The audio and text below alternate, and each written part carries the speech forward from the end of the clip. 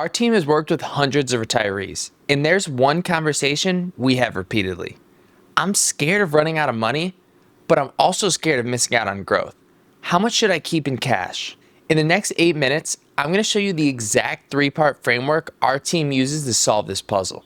You'll discover what actually counts as cash beyond your checking account, the only 2 situations where extra cash reserves make sense, and how your portfolio might already be creating spending money you didn't know existed. And by the end of this video, you'll have a systematic way to balance protection with growth instead of constantly second-guessing every financial decision. But here's what you need to understand first, and this might surprise you. When most people say cash, they're thinking way too narrowly and missing huge opportunities. When we say cash in retirement planning, we're not just talking about your checking account.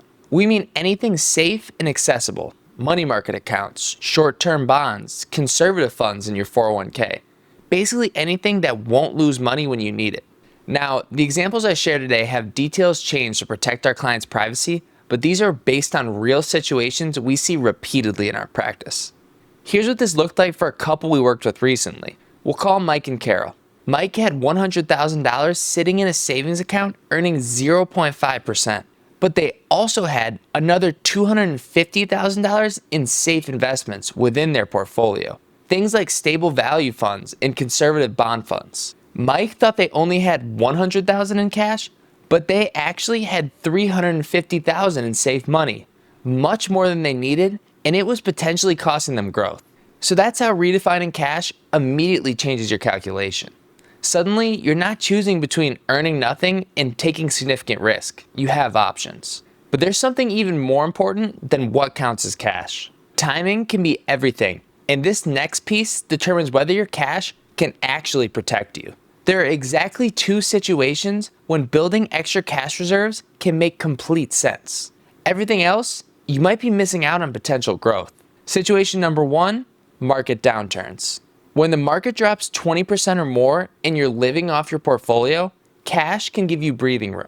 Instead of selling investments when they're down and locking in losses, you use your reserves while your portfolio recovers. Situation number 2, known large expenses. Home upgrades, car replacements, medical procedures. If you know these costs are coming within 1 to 2 years, consider keeping that money in cash so you can pay for them without forcing emergency withdrawals from your portfolio. This way, you may be able to avoid interrupting compound growth at exactly the wrong moment.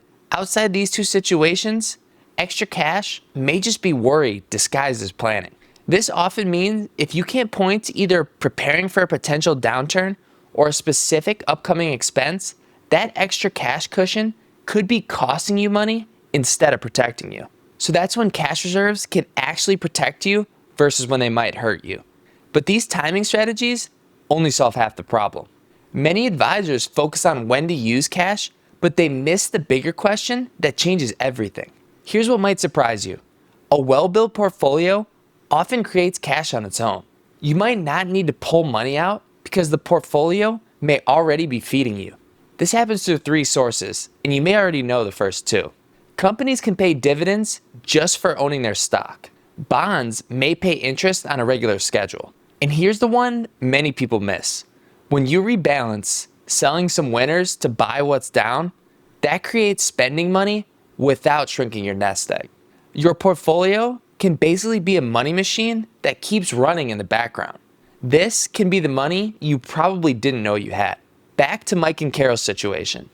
Their $1 million balanced portfolio may generate $35,000 to $45,000 annually just from these 3 sources. This might mean they need far less sitting in traditional cash accounts than they think, because they already may have that cash flow coming from their portfolio.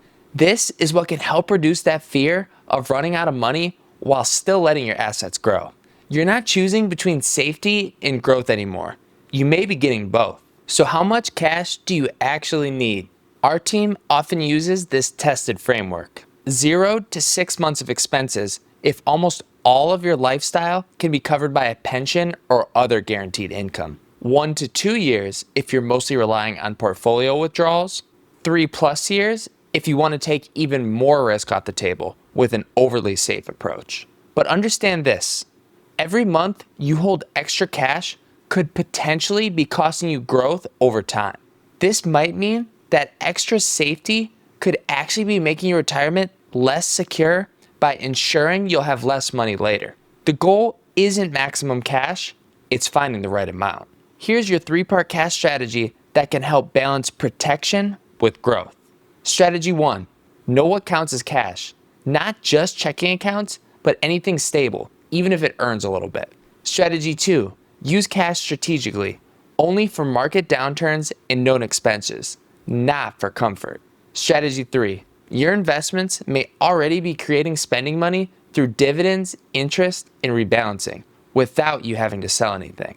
That's the money you didn't know you had. Those are the exact situations when cash can protect you.